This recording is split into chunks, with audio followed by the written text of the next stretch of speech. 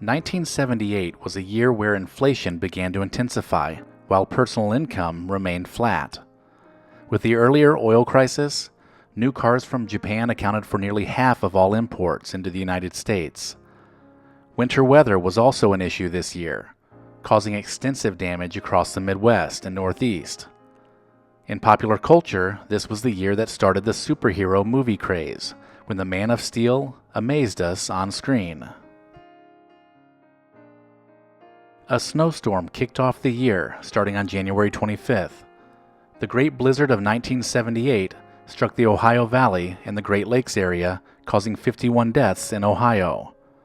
The storm lasted for 3 days and brought with it hurricane-force winds that made measuring snow very difficult, but some areas received over 12 inches. Widespread power outages were also reported due to fallen trees and structural damage to buildings. On February 1st, Harriet Tubman was honored with a U.S. postage stamp, becoming the very first African-American woman to be featured on a stamp.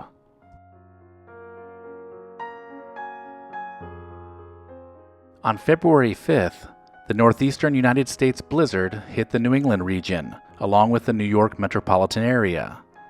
This historic nor'easter killed about 100 and caused over $520 million in damage over 3 days. March 4th was the end of an era. The Chicago Daily News, founded in 1875, published its last issue. A decline in circulation led to its demise, caused by the rise of television and downtown readers moving out of the city and into the suburbs. On March 10th, the Incredible Hulk television show starring Bill Bixby as David Banner premiered on CBS. Bodybuilder Lou Ferrigno became a star portraying the larger-than-life alter ego Hulk. The series followed 2 made-for-TV movies that had aired the year before. On April 2nd, the CBS primetime soap opera Dallas premiered. Initially created as a 5-part miniseries, the show's popularity led to 13 seasons and one of the best season-ending cliffhangers of all time. On April 7th, an original Gutenberg Bible sold for $2 million in New York City to a library in Germany, one of only 21 complete copies of the 2-volume Latin Bible that Johann Gutenberg printed in Germany during the mid-1400s still existed, and the price was the highest ever recorded for a book. May 20th saw Mavis Hutchison, a 53-year-old woman, run across the entire United States. She became the first woman to complete the cross-country trek, and it took her 69 days. On May 25th, a bomb exploded at Northwestern University, wounding a security guard. This was the first documented bomb attack carried out by Ted Kaczynski, also known as the Unabomber.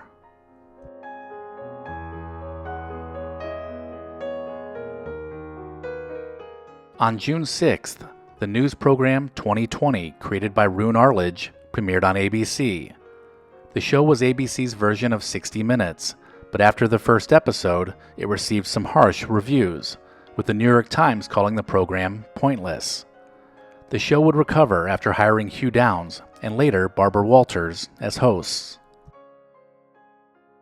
On June 16th, the musical film Grease was released in theaters. The film starred 24-year-old John Travolta and 29-year-old British-Australian actress and singer Olivia Newton-John. The movie would become one of the biggest of the year, and its soundtrack would also be one of the most successful of all time.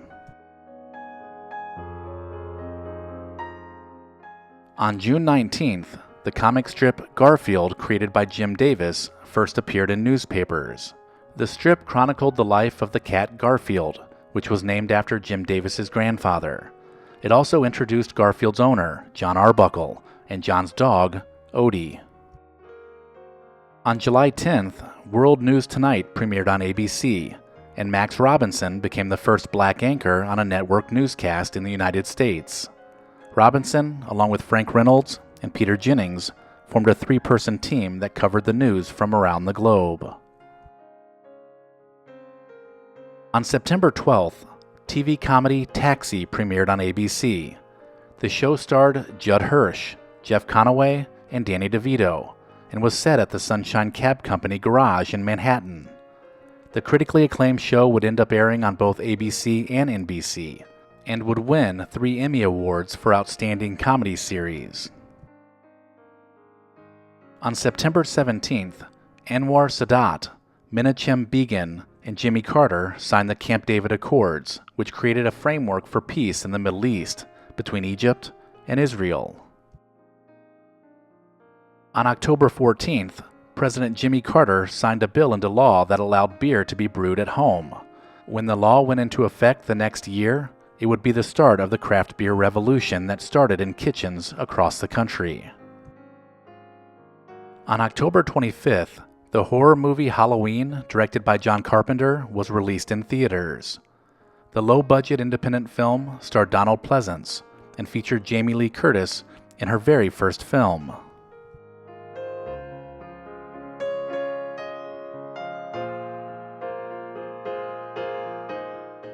On November 18th, a mass murder/suicide was carried out in Jonestown, Guyana. 909 Americans that had followed People's Temple founder and cult leader Jim Jones down to South America died after he instructed them to drink a lethal Kool-Aid cocktail. On December 10th, Superman the movie premiered at the Uptown Theater in Washington, D.C. The big-budget superhero movie was directed by Richard Donner and starred Christopher Reeve, Marlon Brando, Gene Hackman, and Margot Kidder.